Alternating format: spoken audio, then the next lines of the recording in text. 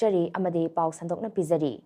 State asigi DGP Rajiv Singh Government of India ke Cabinet Secretariat ke Security Secretary Oina Hapkhre Appointment Committee of the Cabinet and Establishment Officer Manisha Saxena na thokpa chirol amagi matung inna Tripura Kadar IPS Officer Rajiv Singh Cabinet Secretariat ke Security Secretary Oina Hapada ayaba pikre Thazaba yaba pau amagi matung inna DGP Rajiv Singh tha asigi kuntra mathoida state lengakna farewell piragani haibagi thazaba lei mahakna DGP gi pham ase thadokhraba matungda hangduna lehogadawriba pham ase kanana mention gani haibadi Haujik Paubugi Oina Kangbangamdri, State Asidaso Manipur Kadar IPS Officer Kaya Lairibani, Adum Oinamak, DGP gi Pham Asi Manipur Kadar IPS Officer Singhi Maraktagi, Hablak Kadra Natraga Ministry of Home Affairs na Makogi Kuchabi Mi Oina Hablak Kadra Haibadude, Tambangamdana Lairi.